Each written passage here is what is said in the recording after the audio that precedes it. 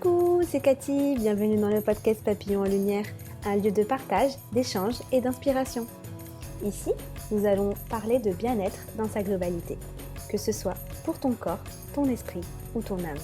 Des échanges ouverts sur différents thèmes comme l'alimentation, la santé, le développement personnel et la spiritualité, la femme et la maternité, la carrière, les relations et plein d'autres sujets encore. Tu découvriras des personnes qui m'ont inspirée et qui m'inspirent pour que tu puisses toi aussi t'inspirer et te reconnecter à toi-même avec amour et bienveillance.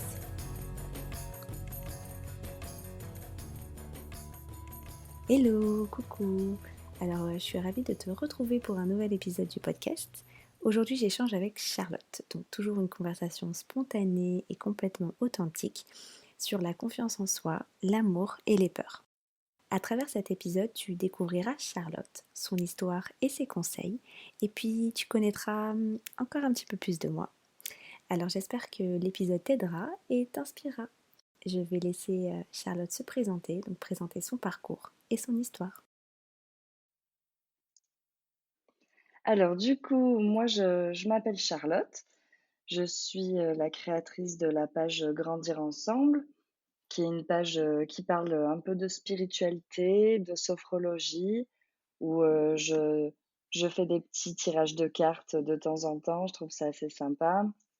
J'écris des petits textes qui me parlent, des choses qui me viennent et qui me font vibrer. Et alors pour te raconter un peu mon parcours. Donc à la base, moi, j'ai fait, une école de marketing, donc vraiment rien à voir et finalement j'ai eu une petite, révélation, un jour vraiment ça a été comme une révélation où je me suis dit: «Bon, bah, en fait, c'est pas ça du tout qui m'anime» et j'ai commencé de plus en plus à m'intéresser à la spiritualité, à développer, les choses qu'il y avait à développer. Je me suis sentie très vite connectée. Et c'était un univers, voilà, qui m'a parlé tout de suite. Donc j'ai commencé à faire, les cartes, à méditer et c'est vrai que très vite, j'ai commencé à avoir, des petits ressentis à ce niveau-là. Donc j'ai décidé, ensuite, de ça, bah, de quitter mon travail dans le marketing pour chercher quelque chose qui me correspondrait mieux. Et j'avais hyper peur, comme tout le monde, j'étais hyper flippée, bah, comme toi, par exemple, pour, lancer ce premier épisode. On a tous peur, quelque part, de sortir de notre zone de confort et vu que je connaissais déjà cette zone, même si elle me convenait pas, bah, quelque part, elle était confortable. Donc Carrément. j'ai décidé d'en sortir. J'ai quitté mon boulot, j'ai été au chômage pendant longtemps, enfin 1 an à peu près et j'ai cherché, ben, qu'est-ce qui me plairait? Ça a été vraiment une introspection, chercher, bah, qu'est-ce qui m'anime, qu'est-ce qui me rend heureuse et c'est vrai que tout tournait autour, de la spiritualité et de l'aide aux autres et j'avais pas du tout ça dans ma vie avec le marketing, quoi. C'était vraiment un grand virage, comme on peut dire. Et du coup, ben, j'ai choisi, après de longues, longues recherches à vraiment creuser qu'est-ce qui me fait vibrer, qu'est-ce que je veux pas. C'est sur la sophrologie que je me suis penchée et avant ça, j'avais fait une formation, en reiki, une formation de médium donc j'avais vraiment ce côté spirituel et connexion et je voulais aussi quelque chose d'un peu plus terre à terre pour vraiment être, comme complète. C'est-à-dire que même pour les gens qui croient pas aux énergies, tout ça, je voulais pouvoir quand même leur apporter quelque chose et du coup, c'est pour ça que j'ai choisi la sophrologie pour avoir ce côté un peu plus terre à terre. D'accord, ok. Et du coup, par rapport à tes peurs, comment est-ce que tu as fait pour surmonter toutes ces peurs, tous ces blocages que tu avais pour justement trouver cette voie? Est-ce que tu as été suivie par une coach? Tu as été voir un médium, mais est-ce que Oui. tu as aussi été voir quelqu'un d'autre pour pouvoir justement t'aider? Alors non, justement et j'aime bien parler de ça parce que, justement, je trouve que, enfin, voilà, on a tous le potentiel, on a tous, des peurs et de les dépasser, c'est souvent, ben, difficile, c'est même parfois, terrifiant et ce qui est beau après, c'est le résultat et tu vois, justement pour parler, de cette question que tu me poses, ben, au départ, oui, j'étais terrifiée. Enfin, j'ai ouvert la page Grandir ensemble, je crois que c'était il y a 1 an. Tu vas voir, il y a eu 3 publications pendant presque 1 an. J'ai rien mis, j'étais là, mais enfin, qui je suis pour publier, tu vois? Le syndrome un peu du style, enfin, qu'est-ce que j'ai apporté moi, Charlotte, quoi? C'était un peu ça. C'est toujours la peur de: «Qui suis-je? Je suis pas assez», quoi. C'est ça, complètement et ça a été pendant longtemps de me dire: «Bon, enfin, oui, tu tes proches et tout, c'est sympa, mais bon, enfin, est-ce que tu es légitime, de te positionner, de donner ton point de vue?» Et finalement, du coup, ben, grâce à mes meilleurs amis, surtout aussi, qui m'ont donné confiance en moi, ça a vraiment été ça, je pense, qui m'a donné confiance. Mes amis, très proches qui m'ont dit, bah, que je méritais, que je les aidais énormément, qu'il y avait vraiment quelque chose à faire et du coup, j'ai commencé à prendre confiance en moi à ce niveau-là et puis, pareil, voilà, des médiums qui m'ont dit que j'avais, ce travail d'aide à réaliser dans ma mission de vie et ça donne confiance, en fait, ça donne la foi justement en ce qu'on a envie de réaliser donc peu à peu, j'ai décidé de me faire confiance, c'était pas facile et je me suis lancée déjà autour de moi, à commencer à aider autour et puis, ensuite là, ça a été, pour le confinement où j'ai décidé de vraiment aller, je me suis dit: «On y va, on lâche les chiens et voilà quoi, genre, go» et puis j'ai vu que surtout, ben, ça a été positif puisque il y a eu des gens qui ont commencé à me suivre. J'avais des petits retours sympas et enfin, tu vois, déjà direct, j'étais vraiment trop contente. J'ai remercié je sais pas combien de fois. J'ai vu que ça prenait un peu et que les gens finalement s'intéressaient. Donc voilà, ça donne confiance. Ouais, tu as été quand même, pas mal entourée, c'est ce qui t'a permis de, d'avoir confiance en toi et de te dire: «Allez go, je me lance». C'est ça et en même temps, tu vois, justement, cette fois, je me suis dit: «Oui, c'est hyper important», mais j'ai surtout déployé moi, ma propre volonté. En fait, je voulais plus attendre ce que j'ai toujours fait. Attendre des autres, ben, c'est bien, ah bah, super, attendre l'approbation et la fierté des autres pour être fière de moi. C'est ce que j'ai toujours attendu et finalement, ben, ce projet-là, ça m'a vraiment permis de me dire: «Bon allez, ben, maintenant c'est toi qui décides.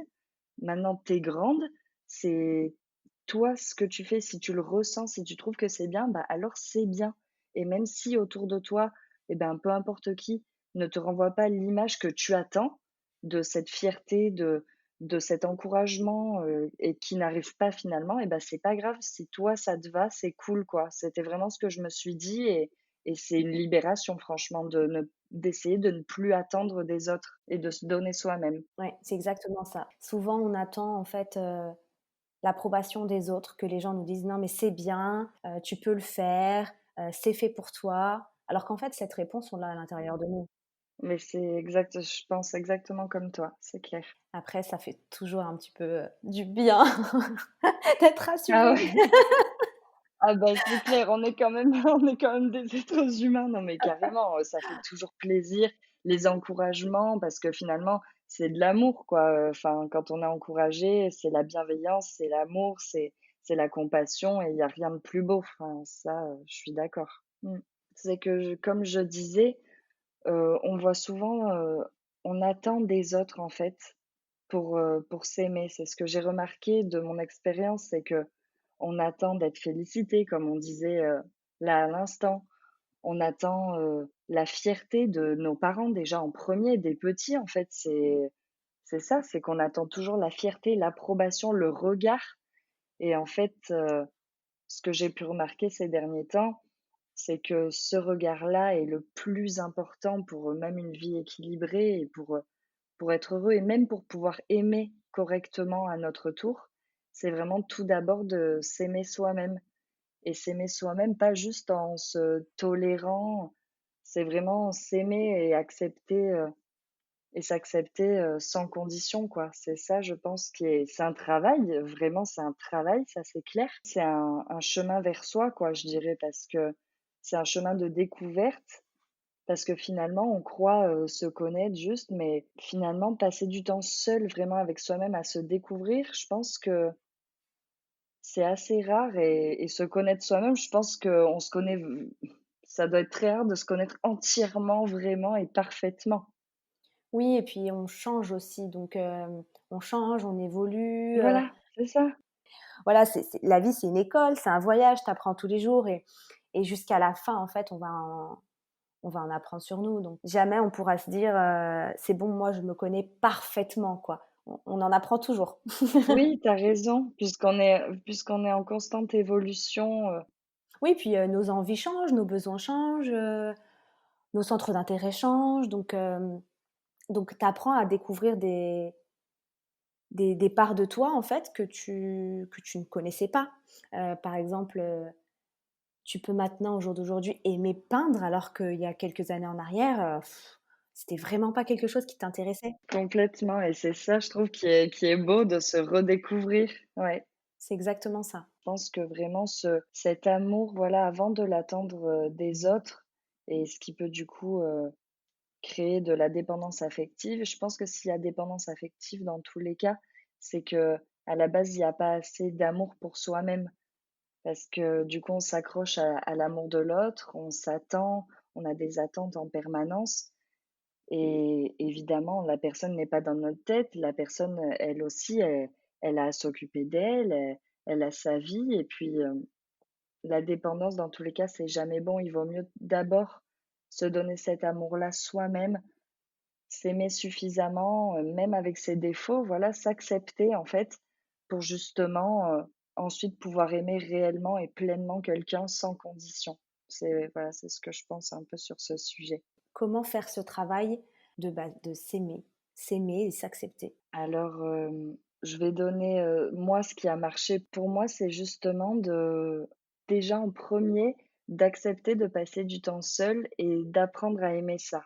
Moi, pour moi, ça a été vraiment, j'aime vraiment passer du temps seule. J'adore être avec, mes potes, faire plein de choses, être avec ma famille. Mais c'est vrai que j'ai un peu ce besoin de me retrouver ensuite, seule avec moi-même, de lire, de faire des trucs ou même de rien faire, mais juste d'être, seule un peu et de me ressourcer. Je pense que la base, c'est ça, ouais, apprendre déjà à se sentir bien seule avec soi-même, se découvrir, découvrir ce qui nous fait vibrer. C'est pas facile en fait, vraiment de se dire: «Bon, bah, voilà, qu'est-ce que j'aime en fait? Qu'est-ce que j'aime? Qu'est-ce que j'aime pas?»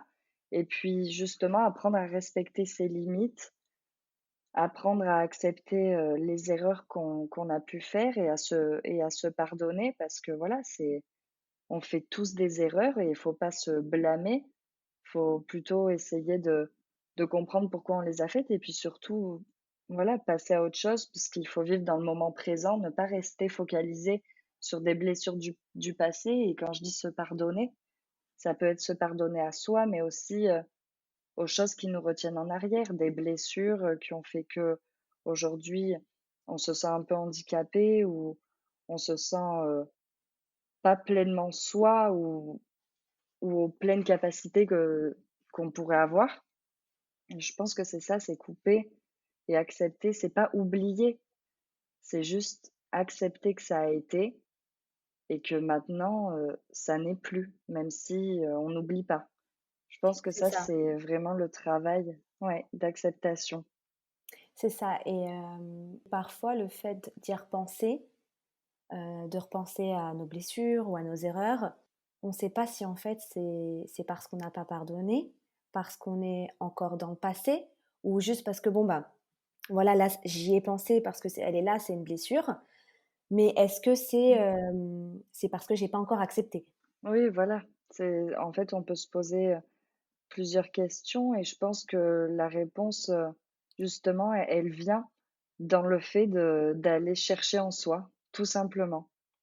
Comment est-ce que tu fais justement pour aller en toi? Parce que quelqu'un qui est pas du tout dans le spirituel et dans le développement personnel et qui a du mal justement à s'écouter, à comprendre ce qui se passe à l'intérieur, à faire ce travail de pardon et d'acceptation? Alors pour moi vraiment, je conseille ça souvent parce que pour moi, c'est vraiment un moyen super cool de mettre à plat, les choses qu'on a en soi. C'est l'écriture. Je trouve que c'est vraiment cool de se poser et même justement, spiritualité ou pas spiritualité, croyance ou non, en fait, de juste se poser devant une feuille et puis, par exemple, arriver à noter ses peurs, ça, je trouve que c'est vraiment un énorme travail et que c'est courageux même de le faire. Je suis en train de le faire, en ce moment, j'essaye mais voilà, je pense que déjà ça, arriver à faire ça, c'est un premier énorme pas vers soi et vers l'acceptation de soi. Parce que souvent, on a tendance à renier nos peurs, mais en fait, il vaut mieux les accepter et les embrasser quelque part, justement pour leur permettre, de s'apaiser. Oui, c'est là que commence l'acceptation. C'est OK, Mmh. j'ai peur de ça, effectivement, c'est une de mes peurs, mais du coup, tu la vois en face. Tu es consciente que cette peur existe, tu es consciente que cette peur est là, donc ça te permet de la travailler. Alors qu'effectivement, si Et tu ah, ouais, refoules tes sentiments et tes peurs, bah, enfin voilà, tu refoules, tu refoules, tu refoules, tu as du mal à passer c'est ça au-dessus. et après ce qui est génial aussi, c'est de voilà, t'en prends conscience, tu la notes, elle est à l'écrit, tu la vois en face comme tu dis. À l'écrit, ça permet de voir cette peur en face et ça permet aussi justement ensuite la phase numéro 2, ça va être de comprendre pourquoi, ben, j'ai cette peur. Donc ça peut venir de l'enfance, ça peut venir voilà, ça peut venir de plein de choses et c'est génial de commencer à se comprendre. Parce qu'en fait, c'est ça, on arrive à comprendre la peur, ça donne sur le fait d'arriver finalement à se comprendre. Pourquoi je réagis comme ça dans telle situation? Et après, du coup, on peut remédier à des solutions justement. Si on a envie, si c'est quelque chose d'handicapant et qui fait qu'on n'est pas bien, ben, comment je peux remédier à ça? Comment je peux, me sentir mieux à ce niveau-là, avec cette blessure, qui est là et justement l'apaiser et lâcher prise, sur ça? Oui et puis, les peurs peuvent venir aussi des croyances limitantes, tout simplement aussi. Oui, complètement. Bah, comme tu dis, les croyances limitantes, ça aussi, elles peuvent être la cause de vraies peurs qui finalement sont ancrées. Ça peut être des choses que nos parents ou la même parfois, la religion, enfin, nous ont mis, en tête, ou qui enfin voilà, qui sont vraiment en nous, des croyances qui nous limitent, ouais, tout simplement comme tu dis et qui justement nous empêchent de déployer nos ailes pleinement en nous disant qu'on ne mérite pas, on n'est pas légitime ou quoi que ce soit. Oui, oui, ça c'est je suis hyper d'accord avec toi. Et puis après des fois, en travaillant sur nos peurs, on se rend compte qu'en fait, on a des croyances limitantes qu'on pensait pas du tout avoir. Moi, Oui, c'est ce qui c'est m'est vrai. arrivé en Mmh. travaillant sur moi. J'ai compris que j'avais, la croyance limitante, que pour moi, le fait d'être vulnérable, c'était une faiblesse. Alors que, D'accord.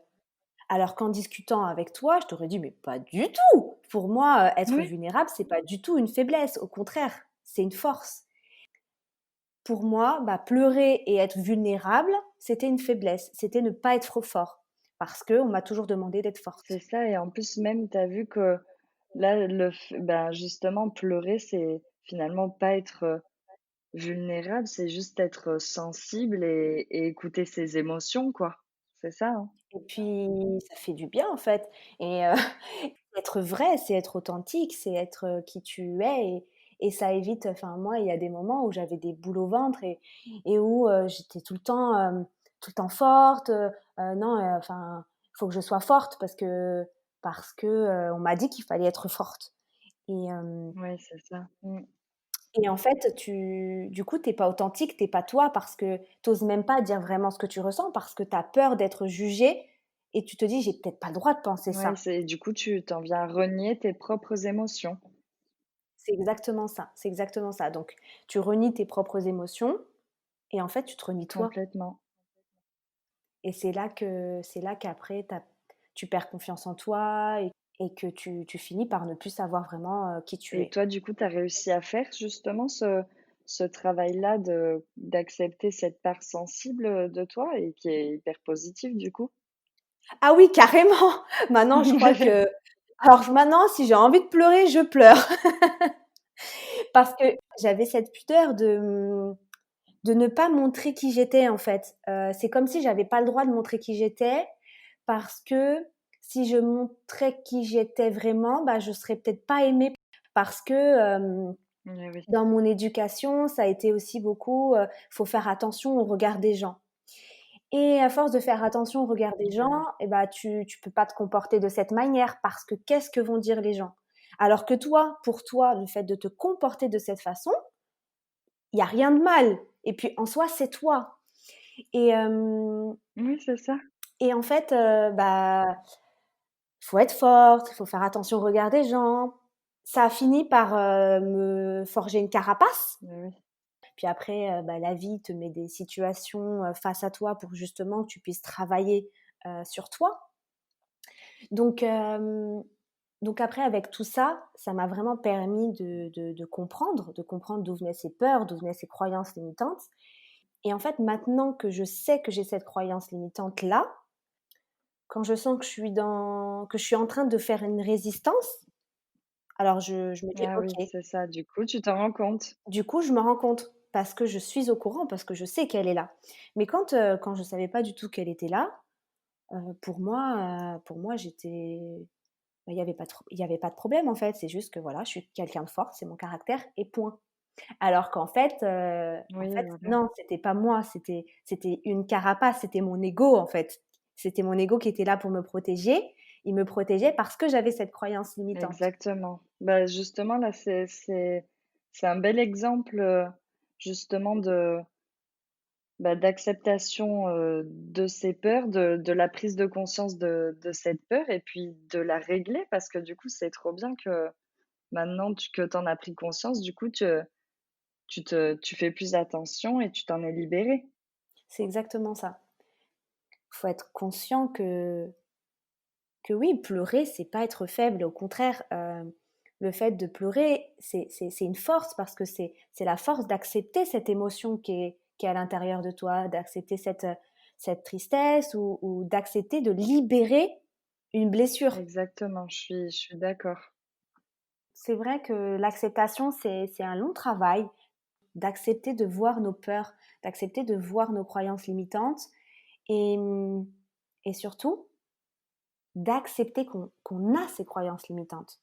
Parce que, parce que souvent on se dit: «Ah non, non, moi je ne suis pas du tout comme ça» et on a du Oui, mal c'est vrai. d'accepter qu'on est comme Ah oui, ça. carrément et comme tu dis justement, bah, le chemin, il peut, être «long» entre guillemets, mais finalement, il est tellement beau, c'est tellement justement, je trouve, bon, ben, allez, en fait, c'est un chemin vers soi, c'est la reconnexion à soi, c'est enfin le plus beau chemin vraiment qui soit finalement, se découvrir, apprendre, à vraiment connaître l'être unique qu'on est parce que souvent on veut faire comme les autres, mais finalement ce qui est magnifique, c'est le fait qu'on soit tous, spéciaux et avec nos caractéristiques, bien qu'on soit tous connectés, à la même source, c'est ce à quoi je crois. Mais voilà, ce qui est magnifique, c'est ce qui fait nos spécificités. Il faut pas qu'on essaie de se mettre dans un moule ou de se conformer à toutes les choses, auxquelles on pense qu'il faut se conformer. Non, enfin, si on ressent qu'on est entre guillemets «différent» ou qu'on est appelé par quelque chose de différent, mais moi je pense qu'il faut foncer, il faut écouter son cœur, faut toujours, je pense fonctionner comme ça, au ressenti et puis, justement si je peux donner, le petit conseil, pour, commencer à apprendre à vraiment, se connaître et s'apprécier, ça serait vraiment, prendre un carnet, un stylo, c'est aussi simple que ça pour, les petites fournitures, quoi. Et du coup, en gros, juste, prendre ça, prendre, du temps, se poser et puis, arriver à déjà écrire, par exemple, 15 qualités, je pense, de soi-même, sur soi-même. Essayer de noter les peurs qu'on ressent vraiment et essayer de prendre le temps de faire ça. Noter aussi les défauts qu'on ressent chez soi parce que finalement, on est une part d'ombre et on est aussi une part de lumière. C'est les 2 qui font qu'on existe. Faut pas se renier et voilà, noter tout ça, prendre conscience, le relire et je pense que ça, c'est déjà un beau travail, un beau premier pas pour commencer à s'apprécier. Oui, je te rejoins complètement sur tout ce que tu dis. Et effectivement, pour moi, on est tous uniques et on a tous quelque chose à apporter. Et on est tous liés. On est tous uniques, mais on est tous liés. Et on est tous les miroirs des uns des autres. Avant de commencer ce cheminement, avant de noter nos peurs, il y a une grosse peur à travailler, bah, c'est la peur d'observer ses peurs. Enfin, c'est vrai que la plus grosse peur, c'est l'incertitude. C'est de se dire, ah oui, mais attends, ça me fait peur de voir vraiment qui je suis, de voir bah, qu'est-ce qui se cache derrière cette peur et de faire ce travail. Parce qu'après, quand tu commences, c'est un cheminement.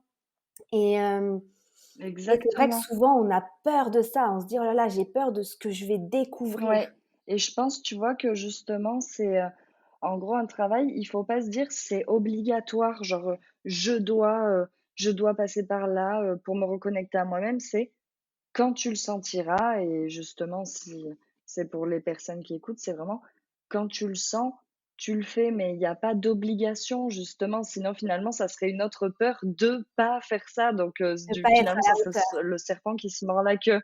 Là, c'est vraiment juste, du temps. De toute façon, je pense que tout arrive au bon moment et que l'univers, si tu dois faire ce travail sur toi, l'univers te mettra des choses à travers ton chemin Voilà, pour que c'est tu ça. Je fasses ce pense que travail.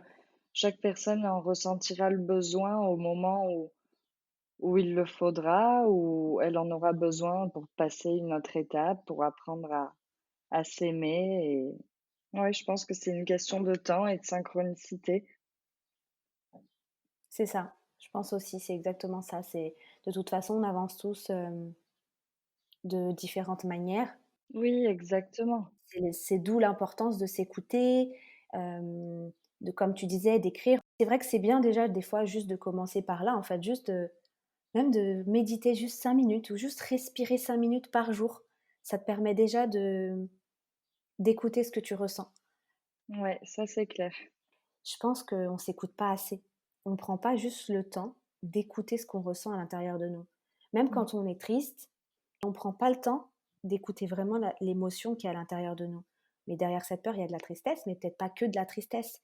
Il y a peut-être de la frustration, il y a peut-être il y a une peur, il y a autre chose qui se cache derrière tout ça. Et pour vraiment, en fait, entre guillemets, guérir, euh, il faut, comme tu disais tout à l'heure, comme on discutait, il faut accepter pour pouvoir justement avancer et non pas refouler ce sentiment parce que sinon on se sent, Non dans tous les mais cas, en fait, c'est carrément toujours là, quoi. et ce que tu dis, c'est hyper juste et c'est vrai que, par exemple, quand on pleure ou quand, on a un sentiment, voilà, qui est qu'on peut qualifier de négatif, enfin voilà, on se sent pas bien et ben, c'est pas facile du tout d'arriver à cerner exactement le sentiment, qui nous fait du mal. En gros, savoir, bah, est-ce que je comme tu dis, bah, est-ce que c'est de la frustration?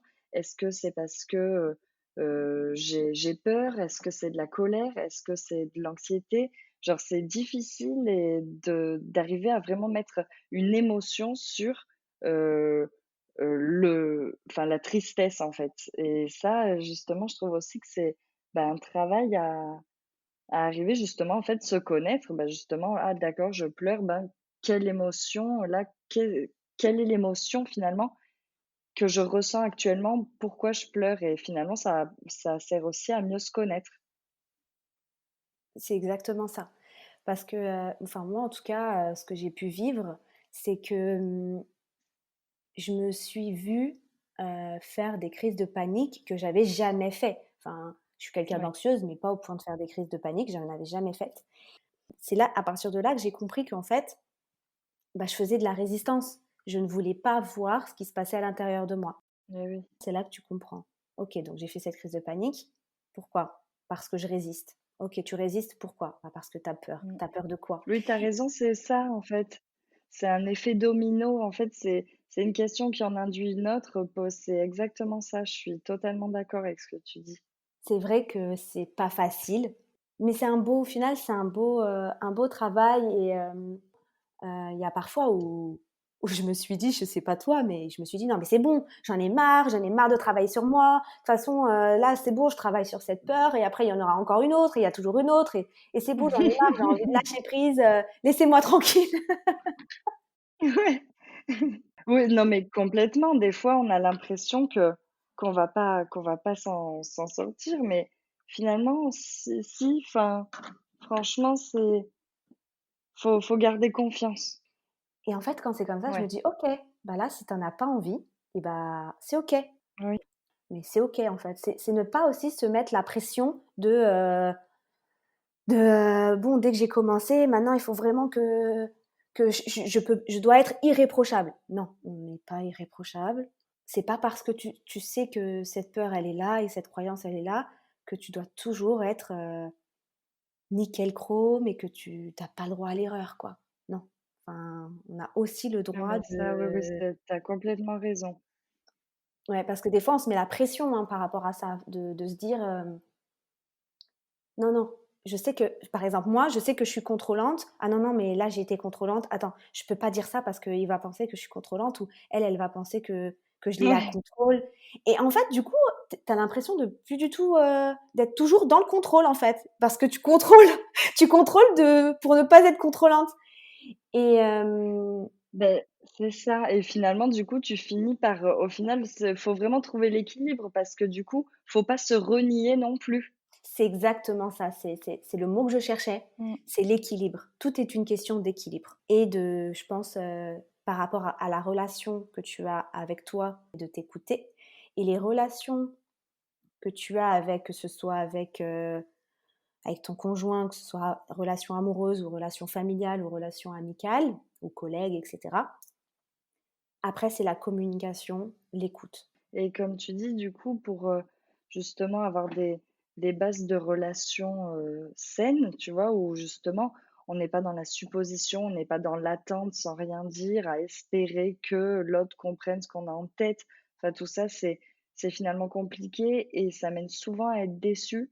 Donc je pense que, finalement, ouais, là, ça m'a donné une idée, mais en gros, si on veut faire les choses, enfin voilà, pas avoir d'attente, je pense que c'est la meilleure chose et par exemple, comme tu dis justement, communiquer. Par exemple, si la personne s'est sentie, voilà, c'est comme tu disais, c'est en gros, si la personne s'est sentie contrôlée et ben, plutôt que de rien dire et d'avoir la colère qui monte, voilà, juste, parfois d'exprimer juste et ben, ses attentes, ses limites, ses ressentis et ben, ça permet justement de poser des limites, de se respecter soi-même et surtout de ne pas attendre, que l'autre, réalise par exemple des choses que nous on attend et qui n'arriveront pas, qui vont décevoir. Si on veut quelque chose, autant le demander et puis c'est vrai que tout du coup est plus simple Exactement. et plus sain aussi. Justement, quand on commence à s'aimer suffisamment, je pense qu'on comprend que, ben, l'autre s'aime aussi suffisamment et que du coup, ben, chacun, respecte, ses limites, chacun respecte ses envies et du coup, en s'aimant soi-même, on aime plus l'autre et du coup, on lui laisse, sa liberté d'être. Exactement. C'est s'aimer soi-même pour, justement pouvoir aimer, l'autre inconditionnellement, quoi, sans rien attendre en retour. Exactement, ouais, ouais, c'est ça. Mmh. Comment vraiment, commencer et débuter ce travail d'amour de soi, de confiance en soi? Est-ce que est-ce qu'il y a d'autres choses que tu aimerais partager et que tu aimerais, donner Et comme ben, conseil? honnêtement, je pense que pour vraiment commencer, mon conseil, ça serait vraiment commencer à au départ, même si c'est pas longtemps, commencer à apprécier des moments de «solitude» entre guillemets, avec soi-même, vraiment se découvrir, noter les petites choses sur le cahier, ses qualités, ses peurs. Ça, je trouve déjà un pour débuter, enfin, c'est un énorme, travail super de reconnexion à soi et voilà, petit à petit, ben, commencer à apprécier les moments qu'on passe, en sa propre compagnie. Je trouve ça déjà très bien pour commencer à se reconnecter à soi, c'est super et vraiment à notre rythme et sans obligation, voilà, faire, peu à peu, quelques pas de plus, vers soi, voilà. Oui. Oui, de toute façon, le changement, c'est petit à petit. Faut s'écouter. Enfin voilà, en fait, c'est toute une question de moi, je dirais, par contre, c'est vraiment s'écouter.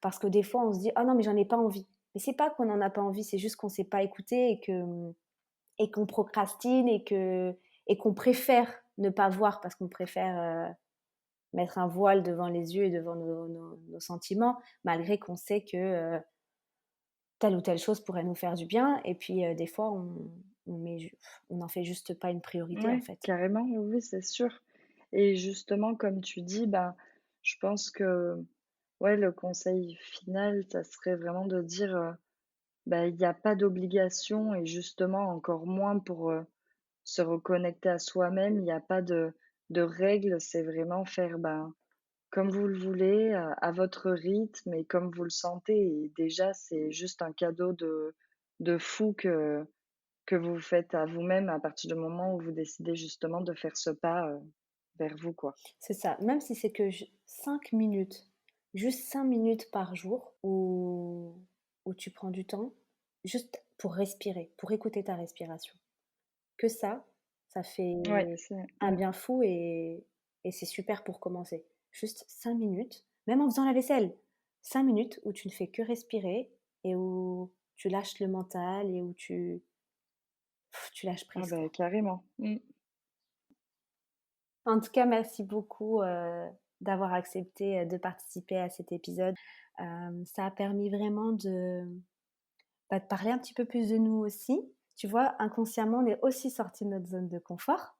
Donc, Ah mais carrément. donc c'est ça aussi, c'est un cheminement qu'on fait tous ensemble, chacun à son rythme et hem et du coup, c'est Ah quand bah, même c'était sympa. super sympa Cathy, vraiment merci beaucoup et puis, j'ai vraiment apprécié discuter de tout ça, avec toi et je trouve ça vraiment super. Bah, merci beaucoup, Charlotte.